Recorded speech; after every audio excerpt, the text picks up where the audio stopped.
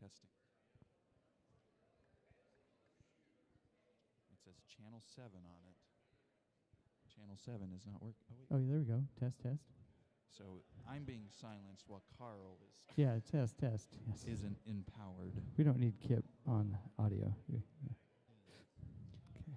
Hello. Oh, it is working. Yes, you're good. I thought it was just working only ever so slightly, but there we go.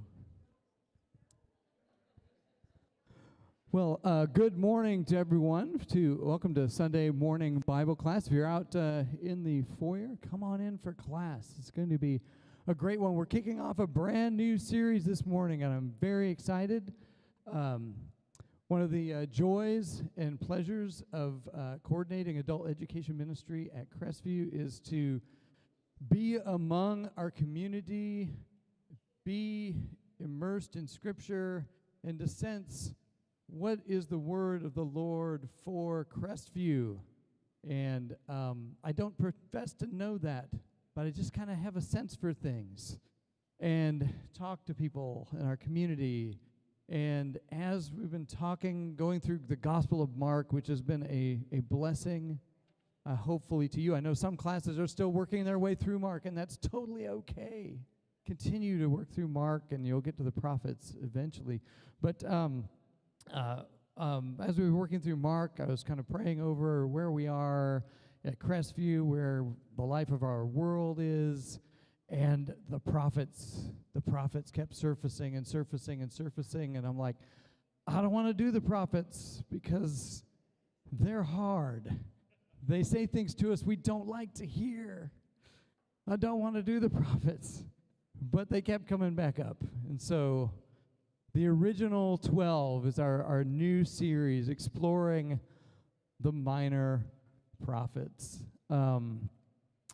Boy, get ready for a season of encouragement. Get ready for a season of challenge. And get ready for a season of being reminded, as we do so often in our walk, of being reminded again and again about things that are important. So it's going to be a great series. I'm excited. Kip and I started conversations about this months ago, and one of the beautiful things about our community here at Crestview is that we have so many experts around in our community. And Kip has his PhD in Old Testament, so it is a pleasure to have Kip here this morning, one of our own. I'm usually dragging somebody out of their seminary or university assignment to do this with us. But Kip is here. So Kip, I'm glad you're here. Thank you, Carl. With us this morning to talk through the original 12. I do have two notes to make before we get started. One is our class for 2 weeks before Easter did a series on quick series on the Gospels. And I asked you a question for those who are in that class, to watch as we were looking through the four Gospels as Jesus is walking to the cross. I said, now, who has the most rigorous Jesus? And I realized in class I never told you, even though we went through the text. So Kip is going to answer that question for us, unprepared. So Kip, who has the most rigorous Jesus in the Gospels? The Gospel of John by far. Now, why is that? Well, the Gospel of John makes a point to tell you that Jesus carried his own cross. Nobody else carried it for him. So no Simon of Cyrene. No Simon of Cyrene. Simon of Cyrene stays out of the Gospel of John because Jesus has to drag his cross all the way up because... Oh, he doesn't drag it. He picks it up and carries it. Okay. So why is that? Oh, because in the Gospel of John, Jesus is the most in control. And this is a theological point about the self-sufficiency of Jesus. He's not... he is a human, but... He's God. He's divine. Yes. John makes no bones about that, and the Son of God doesn't need somebody to help him carry his own cross. Yeah. So, and we should, and the discipleship point is we should as well. Yes. Yeah. So, okay, that's the first point. The second is, you'll hit that slide. We have a YouTube channel, and we're not trying to get famous. It's just that as I've been talking to the media team, it's mostly been the media team talking to me. They've been like, hey, can we use YouTube? I'm like, I don't know. Can we use YouTube? They're like, yeah, we can use YouTube. I'm like, what's the value of using YouTube about we've already had, and they convinced me that, we need to switch to YouTube. Problem is we need subscribers because we can't do things until we have enough subscribers. So at Crestview Church on YouTube, go there, hit subscribe, because we need at least 50 subscribers to be able to do some live streaming things. So when you get home, if you think about it, there'll be notes about it in the next couple weeks. Once we get above 50 subscribers, then we can do mobile live stream and things like that. So, okay, Carl wants you to subscribe here, right? What was that? Carl wants you to subscribe. Yeah, I want you to subscribe. That's right. Like and subscribe. Like and subscribe. So, all right, all the commercials are over. Let's talk about, now we're calling this study the original 12, and I've got the words exploring the minor prophets in there, but Kip's brought us some new language. So let's talk about this book of the 12 language. And so go ahead and hit the slide, y'all. Tell us about the book of the 12. That's new language, and it sounds kind of cryptic to me. It's actually old language. No, it's new language. It's much older language than minor prophets. I'm glad that Carl put minor prophets in there, because when I say book of the 12, nobody knows what I'm talking about typically. But this is a collection that was originally known as a book of 12 prophets. However, today, most of us talk about it as 12 individual books, and that's where it gets the name minor prophets, because when you slice it up into 12 individual books, they're fairly short. At least most of them are, right?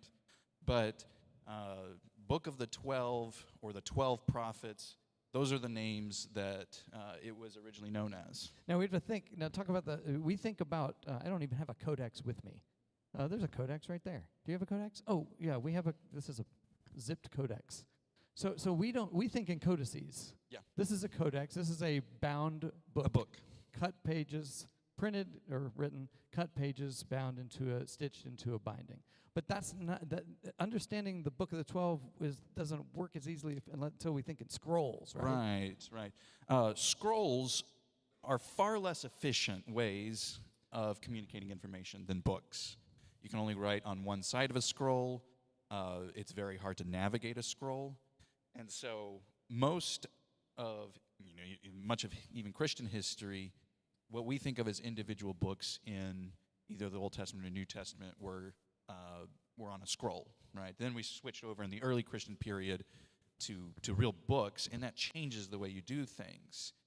The book of the 12 is always recorded on one scroll, just like the book of Isaiah is always recorded on one scroll. You don't have lots of, they would be very small. The scroll of Jonah. The scroll of wouldn't be worth. The scroll of Obadiah. Scroll. Yeah, one scroll of Obadiah would be like what? A foot? page. Yeah, 1 foot. No, less than a foot. Yeah. It'd be a page. Just one column. You could get the whole thing on one column.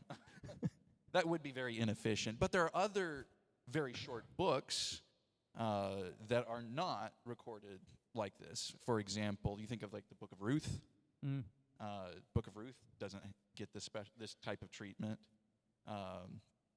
And also in the New Testament, you don't have these same kind of combinations with like 1st and 2nd and 3rd John aren't recorded on one scroll. Right. They get to be their own individual thing, even though 2nd and 3rd John are very short. Yeah. So we have this one scroll, 12 with 12 different short prophets. So who do we have on board? I have them on the screen, so it's kind of a softball question. Who's in the 12? Right. Who makes the cut? Who makes the cut? Yeah. Well, this is the funny names at the end of the song that you memorized as a kid to learn the books of the Old Testament, right? Yeah, I was one of my professors at Pepperdine. Some of you knew Tom Albright.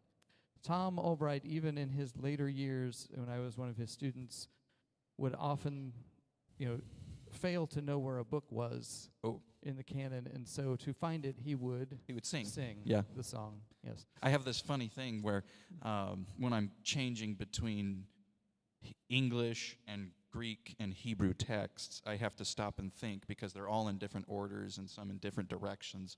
I have to pause and go, which Bible am I holding? Then I have to figure out how I can find what book I'm looking for. Do you sing different song for each one? No, I only know the song in English, but I know the order in the others because I'm so used to it. But Hebrew goes the other direction, and so when I'm switching between English and Hebrew, I have to switch directions and order. Yes. So tell us about the 12 we have in the minor prophets or the book of the 12. Right. So these are stretched across a significant amount of time, and there is a little bit of chronology in the way that the 12 are arranged, but it's also thematic. And so these aren't quite chronological, but they're sort of chronological. Okay. So the first one canonically is Hosea, and he is a northern prophet to the northern kingdom of Israel. And he's the only one that fits this bill. He's the only northern prophet to the northern kingdom of Israel. Joel is actually a much later prophet. He's sitting in his spot because of his themes that he contributes. We'll talk a bit more about that. Then Amos is actually the oldest of these prophets, and he is a southerner to the north, right? So Hosea and Amos are the two that are directly addressing the north. But then Obadiah is not against Israel or Judah. It's against Edom. And in fact, Obadiah is, I saw this recently, it's the single least read part of the Bible. Oh. Because we just flipped past it? Well, yeah, if your pages stick together, you've missed it. Right? But anyway, so yeah, Obadiah, very short. Then Jonah is the one that everyone, show of hands, you've heard of Jonah? Jonah. Okay, all right, yes, you've heard of Jonah. Yeah, he's kind of my hero. He's your hero. Yeah, in so many ways. Okay, all right. He's kind of my metaphor for all of us, like stumbling through evangelism. Yeah, well, Yeah, well, hopefully not kicking and screaming through evangelism. well, maybe sometimes. Right. Micah is a southern prophet to the south primarily, but he has some words for the north, but his ministry is to the south, and Micah is the center of the 12 in multiple ways, like the physical center of the 12, but also the theological center of the 12. Now, I want to break and talk about that before we talk about Nahum. I want to talk about that for a minute. Okay. So in my conversations with Kip about this, there's sort of an OCD level of organization of Very the much. 12. So let's dive in since we were at the center. Okay. Since we're at the creamy center of this Oreo, let us dive into this OCD structure of the 12. Okay, so you want to talk about the very creamy center or the whole structure? The whole structure, like the middles and the ends. Okay. And there's some intentionality through this thing. Should we go back to Hosea or should we Well, start? you can go, you can take it however you want. Okay. I just feel like this is a good time to talk about that structure. Yes. Because these weren't randomly just put into these 12. No. There is some structural order here. Yes. And we get to the themes later, but let's talk about the structural. The structural order. Well, I mean, the structure is related to the themes. Okay. Right? And so we'll kind of bleed over in some of this as well. Hosea is at the beginning, even though Hosea is not quite as old as Amos, because of the trip that the 12 is taking you on. And in Hosea, we're talking to the north, and God is calling his people to repentance, and Hosea leaves the door open that they might repent, that they might come back, and that God might not send the exile, right? Joel is next, because I almost describe Joel as the table of contents for the book of the 12. Joel actually has a very unique relationship with every other book in the 12. There's a quote, a catchphrase, sometimes multiple, that's in Joel from every other book in the 12. Is this time for that next slide? No, the next slide's the Father's. Not yet. Okay. Not yet. But yes. And so Joel is really important for, it's kind of introducing you to the 12 as a whole, right? Table of contents kind of idea. And so that's why it's there, even though temporally it actually belongs much later, right? Then Amos, though, is continuing that narrative from Hosea, but Amos doesn't think there's any shot that you've got a chance to repent. The exile's coming, and you just got to get ready for it at this point, right? And so do you see how that's it's a thematic shift, thematic progression, even if it's not a temporal progression from Hosea, right? Hosea, repent because maybe the exile won't come. Amos, no, the exile is coming, right? And we're calling out very specific sins of the people of Israel. But towards the end, in the last chapter of Amos really actually makes us shift our perspective, especially if we're Israelites, shift our perspective, because both Hosea and Amos begin with the assumption that God has this very special connection to Israel. And then Amos ends by saying, you're the same as the Cushites to me. You're the same as the Arameans to me. I brought the Arameans up from Kaphtor, right? Basically saying, don't think you're so special, Israel. I am God, and I have a relationship with all of these other peoples, right? Well, okay, so does God care about other nations? So that's that point we turn to the tiny little book of Obadiah, right? And this is one of the points where reading this as the 12, I think, makes a big difference, because I'll admit, if we just take Obadiah as a book on its own, there's not much reason for it. It's this cry against the people of Edom, denouncing them for what they've done, even though they weren't the primary culprits in the destruction of the temple, but they aided and abetted the Babylonians, basically. And so it's a whole book about how the Edomites are so bad, right? But if you read it in the 12 as a book, then you can see the shift. We're not just thinking about Israel, but does God care about what the other nations do? And the message is undoubtedly yes. God cares about what And then after that, of course, is Jonah. And this is flipping the question slightly. Okay, so yes, God cares about what the other nations do and can punish other nations for their sin. Can God be gracious and compassionate to other nations? Now, that actually makes Jonah extraordinarily uncomfortable, but he knew it was going to happen. That's the whole point of the book of Jonah, is to reflect on Exodus 34, where we say, the Lord, the gracious and compassionate God. Is that God gracious and compassionate to Assyria? Right? Yeah. Yes. Israel did not like that note. No. This is disturbing stuff, but it's the logical conclusions that you have to go to, right? And so you have Obadiah, Jonah, both answering that question in reverse ways. Does God care? Yes, absolutely, God does care, right? That means God can punish Edom for their sins. That also means God can be gracious and compassionate to Assyria, right? And then Micah, this is where we stopped. Micah really is this. Before we run, but then you mentioned that Micah is the center. Yes. So we want to make sure we catch that why as the center, and even the OCD level, it is the center. Yes. Micah is, if you split the 12 in half, the middle verse is the end of Micah 3. And it's really the exact middle verse. The very next verse is a text that Larry had us read from Isaiah, but it's the same in Micah as it is in Isaiah. It's the vision of the mountain of the house of the Lord that's being exalted above all the mountains, and all nations are coming. And it's an extraordinarily peaceful vision, right? This is the centerpiece of the 12, and it also introduces a really important theme, is this theme of the Lord being for everyone, right? Which we saw in Jonah, right? And we will see in lots of other texts. But that kind of crowning middle piece there is this vision of the mountain of the house of the Lord. And it's right dead in the center. Right dead in the center. We rolled the scroll out and stuck a pen, right a pointer right in the middle to the and middle be at verse. The beginning.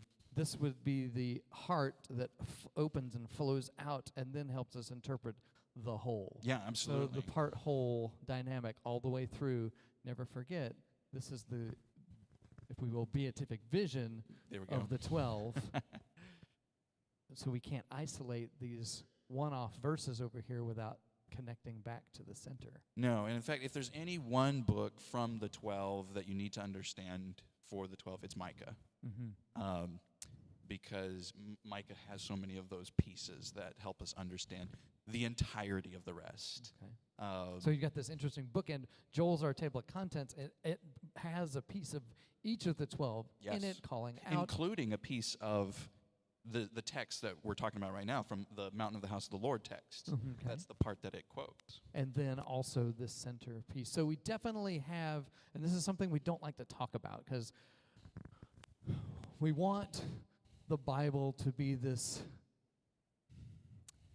unimpeded word from God, as if handed down in Mormon imagination from the golden plates, and that it was delivered and received uninhibited. No human hands have touched this, but it's very clear human hands have touched this. Oh yes, very much so. We have a 12 collection. Now we do have a next slide that would be salient to bring in at this point. Sure. Yeah. So let's go to the next slide. This 12 business, this editorial 12, this intentionality about this 12, we see it turn up later in Christian history. Yeah. Well, this is what you're seeing on the screen here are two early Christians, very important early Christians who helped shape the Bible as we know it. They were having discussions about canon, right? And so this shows that when early Christians were making decisions about the Bible, this is how they talked about the 12 here, right? Okay, so we have Athanasius of Alexandria, one of the... we're not here to do church history. But we could be. Athanasius is crazy important. Crazy important. In early Christian history. And my personal bias is he's the most important person that's not directly connected to the New Testament in Christian histories. So not an apostle, obviously not Paul, not Jesus, right? I think he's probably the single most significant character in that story.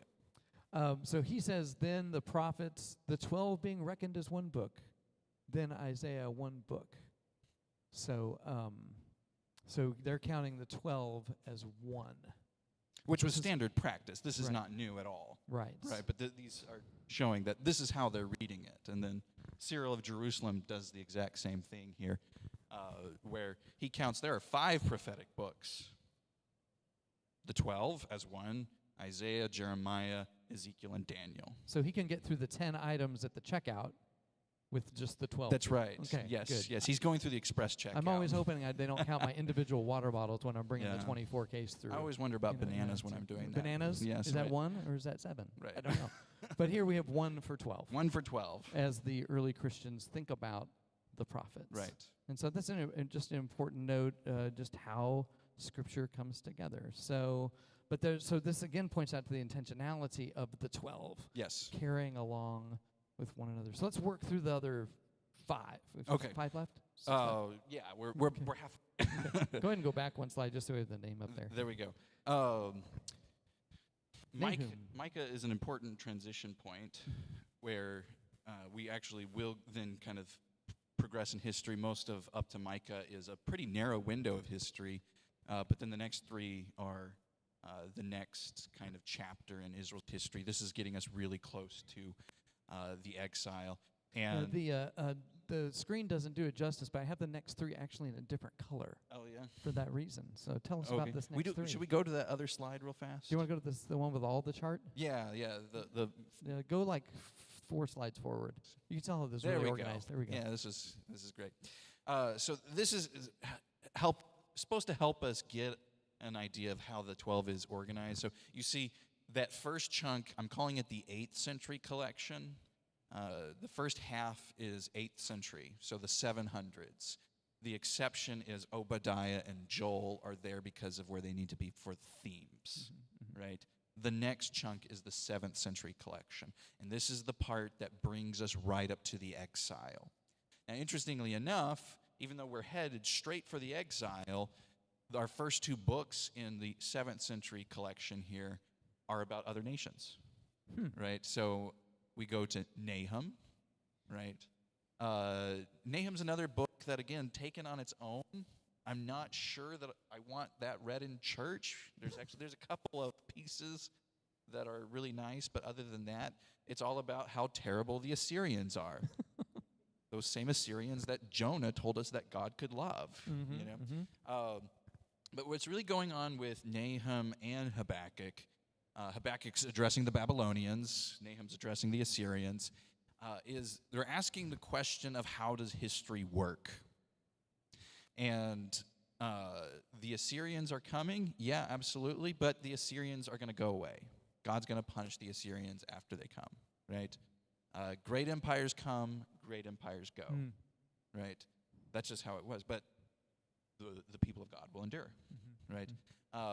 And even Habakkuk does this even in a more creative way. The Babylonians are coming. We don't know that the Babylonians are coming when the book starts. The prophet Habakkuk is going, whoa, God, how can you let all this violence go on? And presumably it's violence that's happening in the nation of Judah, right? How can you put up with all of this, God? And God says, just wait. I'm bringing the Babylonians. To which Habakkuk was like, this is not what I had in mind. This is not what I was thinking at all, right? But then the great crescendo of Habakkuk is Habakkuk 3, where we see God at work. Very powerfully at work. God is portrayed as a warrior there. And just like Nineveh and Assyria is gone, Babylon's going to go, right? Babylon's going to go. And so then our last book in this chunk, which actually should go before Habakkuk temporally, but again, it's the themes.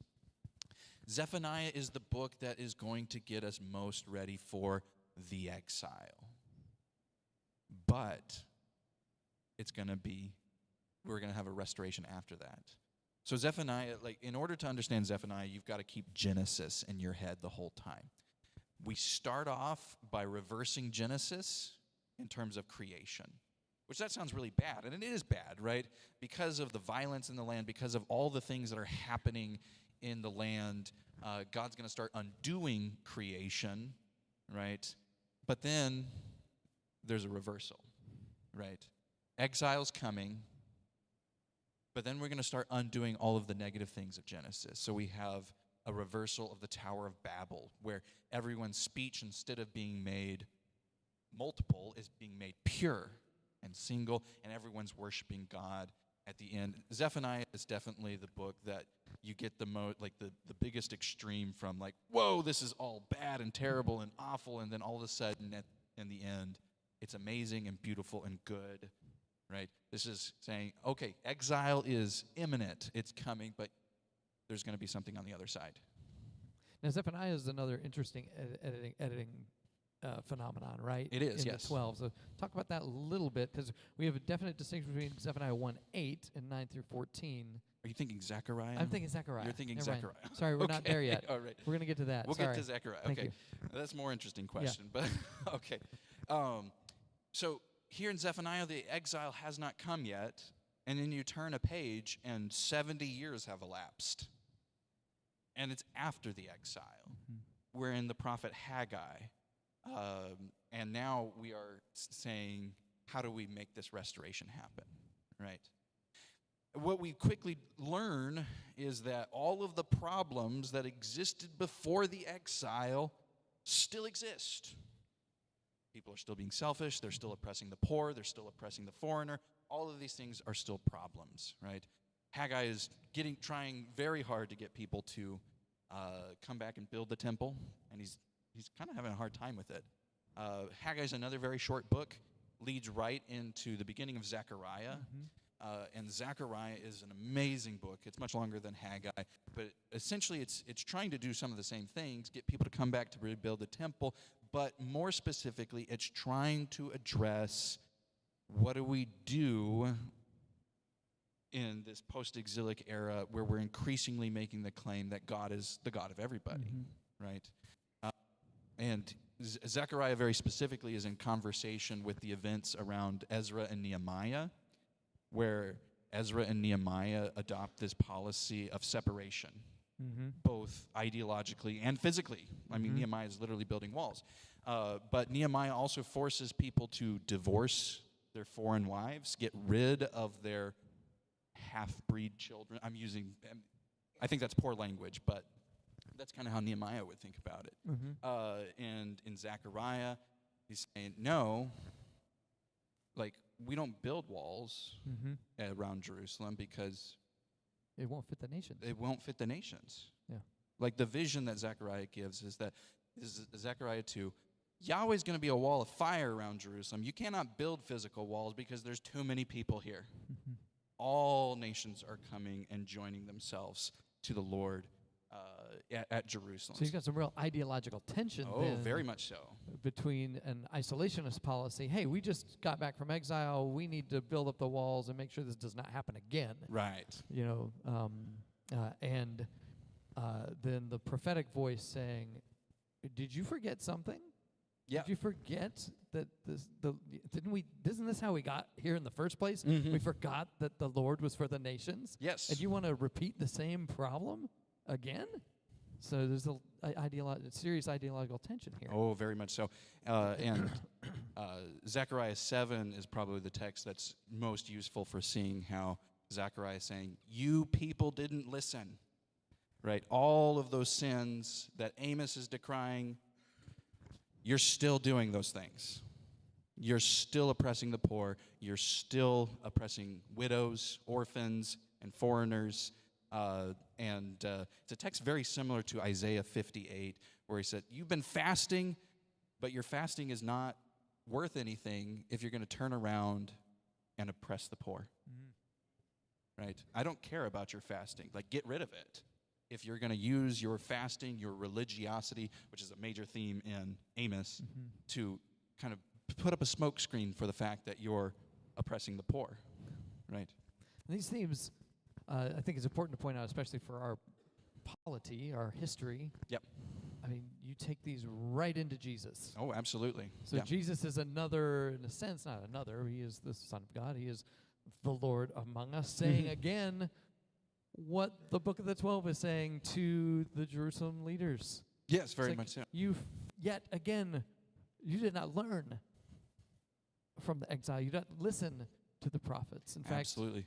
Yeah, Jesus actually quotes the book of Hosea in making this very point here. I desire mercy, not sacrifice. That's a quote from Hosea 6, right? And the point that's being made there is, okay, it's not that sacrifice is a bad thing,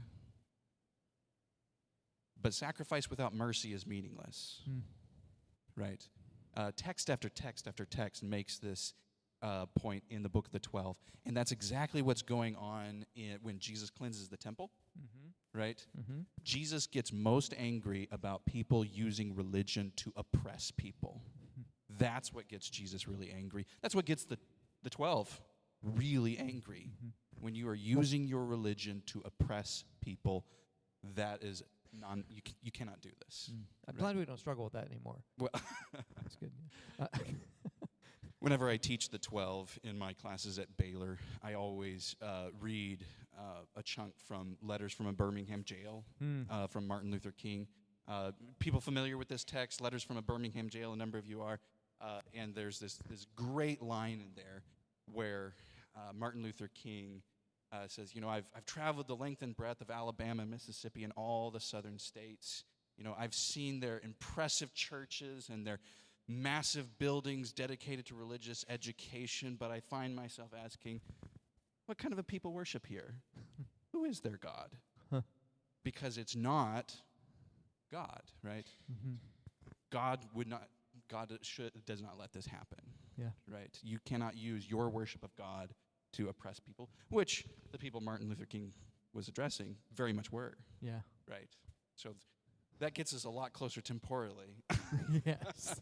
So now Malachi rounds us out, unless we want to do second part of Zechariah. Oh, well, no, that's okay. Malachi is a very fitting end to the book of the 12. And it's the way that our Old Testaments end is right there with Malachi. And the reason being is because Malachi gives us the promise of the coming Elijah, right? Which the New Testament affirms is John the Baptist, right?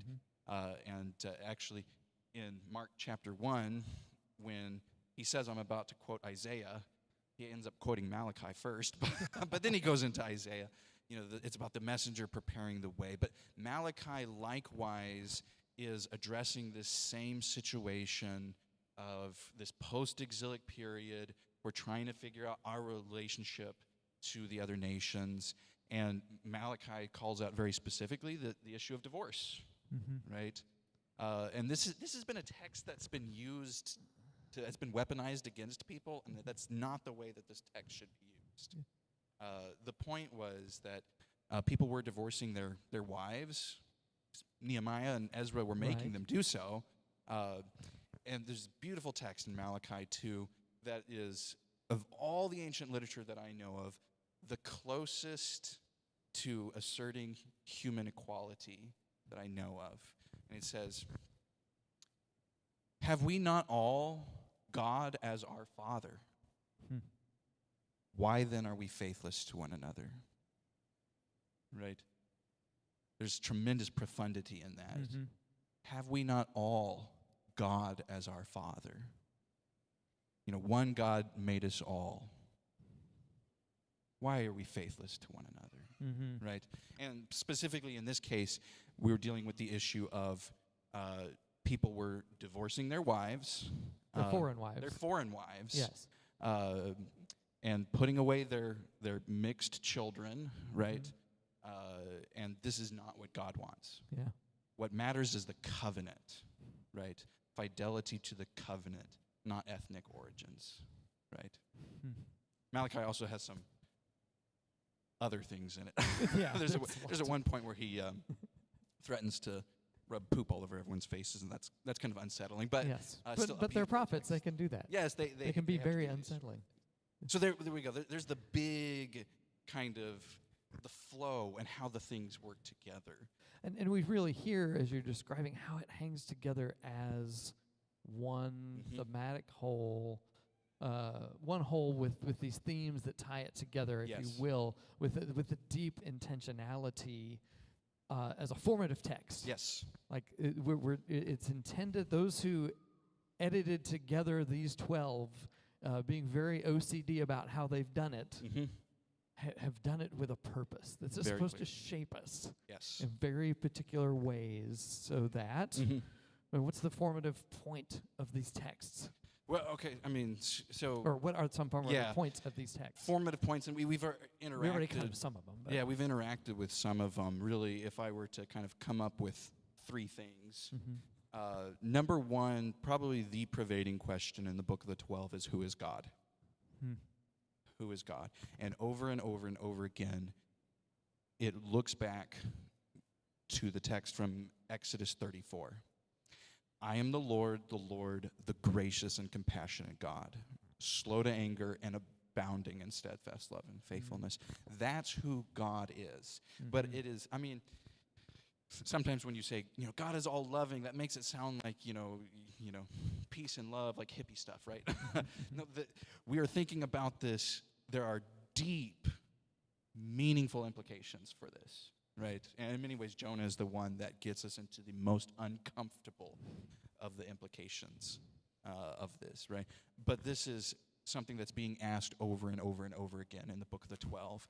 And in fact, in many ways, the piece that does this most beautifully is the end of Micah. The end of Micah, the last few verses of Micah, I've kind of described it. It's basically a homily, a short reflection on this text, on Exodus 34, and asserting very strongly that this is the God who forgives sins. Oh boy, that's kind of important for Christians, don't you think? Yes. Yeah. So who is God, right? And I think that everything flows out of that question, who is God? The next question is about justice, right? This comes up in so many prophets in general. Both we could throw in Ezekiel and Jeremiah and Isaiah into this group as well. Justice.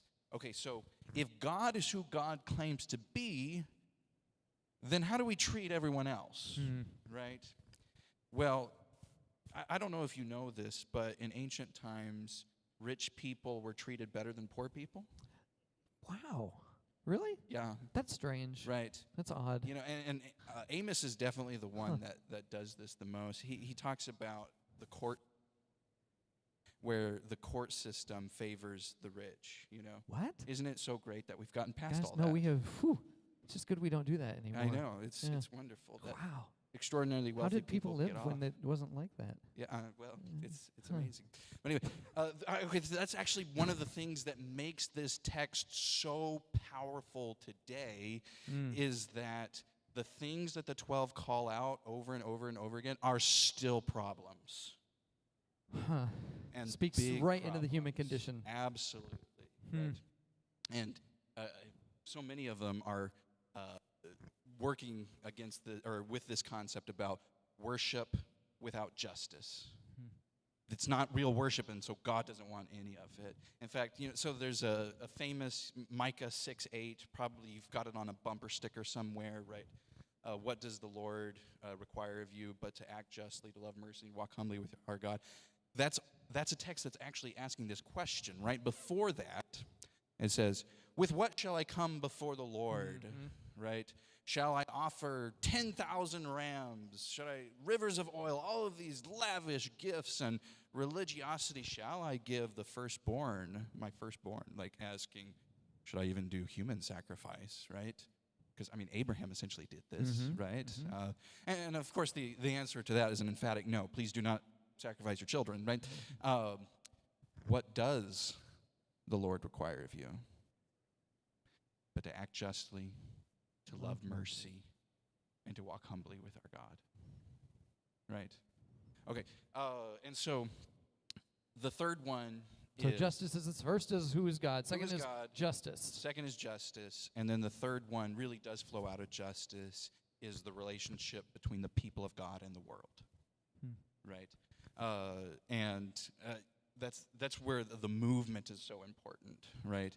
Is, again, we start off Hosea, oh yeah, well, we don't need a relationship with everyone else, right? I mean, not literally. I'm being a little bit crass here. But God and Israel, they've got this tight thing, and we don't need to worry about everyone else. But then, again, Amos makes us take a peek at that, right? Micah tells us about the last times, everyone coming together, everyone, all nations, right? And then Zechariah is, to me, the text that probably hits this the hardest, right? So we mentioned Zechariah 2, not building walls, but also the vision in Zechariah 8 is where it's an even fuller expression. Not the father of us all. Do I know? Is this the father of us No, all? that's Malachi. That's Malachi. That's okay. Malachi. This is where we're imagining that 10 people are going to take hold that's it. of every Jewish person and say, take me up to the mountain of the house of the Lord, right? This is a vision that's all-inclusive, which is really good for us, right? Because I'm not Jewish, Yes. right? Last time we heard. Yeah. Last time, right. And so this is a really important question for us Gentiles out there, right? And it's a question that even the early church is wrestling with, right? God's relationship to the world, and ultimately, the conclusion is the same as the 12, right? In fact, they even use a text from Amos when they're doing this. So this is Acts chapter 15. And they're asking the question, okay, what does it take for Gentiles to be included in the church, right? And they come up with a short list of things that they do want Gentiles to do, but then they refer to Amos chapter 9 to talk about the inclusion of all peoples into the church, right? But it's still challenging, right? Because ultimately, the claim being made in Amos, being made in Zechariah, right, is that, I mean, it's not that you're not special. You are special, but you're not more special than other people. God loves everyone, and your identity needs to be wrapped up in that, not in your particular nationality or ethnicity. Yeah. So as you walk through the 12, what's striking me is how immediately we still don't get it. Yeah, we still have Because a if lot you to look, learn from the 12. if you turn the pages of or we don't turn pages anymore, when you click through the pages of the headlines, That's right. you've hit all of them. in this introduction to the I've tried to, 12. yeah. Well, and There's you more. Well, the thing is, you don't even have to be intentional about it, and you hit the fact that, and I'm going to say some things that might make people some upset in here, so I apologize, and you can talk about me afterwards. But where we're in the conversation right now is this language again of American exceptionalism. We've always struggled in the United States with the idea of America as a chosen nation, and so here is the Book of the 12 saying, yes, you're special, but you're not exclusive. And so, in the American imagination, we struggle with this. Justice has become a swear word in churches Many cases, yeah. in the last few years. Justice, that's just that woke stuff. But yet the Book of the 12 says, no, it's at the heart of what it means to worship God is to do justice. Yes. And then, back to the third, for your first point is, so what is the nature of God? We want God more than ever to be for us, so we want to constantly, we struggle with this everywhere in every era to shape God in our image. And that is a naturalistic picture of God that ultimately becomes a demon. And An the idol, Book of the right. 12 says, God is gracious and compassionate. And for others, for us and for others. And this is why I didn't want to do the prophets. Because it holds a mirror right about 6 inches from your face and says, take a hard look. Take a really hard look, Carl. Take a really hard look, Crestview. Take a really hard look, Waco, McLennan County, Texas, United States, Western Hemisphere, world. Take a hard look and do better. And so we can't shrink. The prophets don't let us hide. But again, it goes to the second point we made, and we do have to wrap up in the next couple minutes, that Jesus does not let us hide. When we seek to be with Jesus, Jesus is going to make us squirm a bit because he says, have you read the Book of the 12 lately? I'm watching you live, and I don't think you've read the Book of the 12 lately. We want to become like Jesus. We have to let the Book of the 12 shape us like Jesus called it to shape us. And as we think to do what Jesus does, it's going to call us back to Micah to do justly. Yes. So absolutely. I kind of tied it in a rabbit. That's Any that's final good. words things we need to know before we dive into Hosea next week? Well, there's one thing that we kind of skipped over. Can we get one of the slides that show the catchwords? This is one of the things that I think is so cool about the 12 that really illustrates how it works together. The end of each member of the 12 has a direct connection to the beginning of the next. And this is my favorite text to show that. So remember, Hosea, Joel, here's that the end of Joel, you see Joel 3:16, the Lord roars from Zion and utters his voice from Jerusalem. Very beginning of Amos. The Lord roars from Zion and utters his voice from Jerusalem. This is probably the easiest one of them to see, but they're woven together in order to make that very comprehensive point. Yeah. And that's one of the things that's really fun to see. They're working together. They're not individual lone prophets. And then you've got another lit catchword here. Yeah, this is same. This is the end of Amos into Obadiah. There's more than what I can show you on the screen very easily, but like every single one, they flow in and out of each other, and I think it's beautiful. Good. Well, Kip, thank you so much for carrying us through the 12, giving us that comprehensive vision. Please. Thank you. I don't know how he holds it all together because even I was tripping over Zephaniah, Zechariah.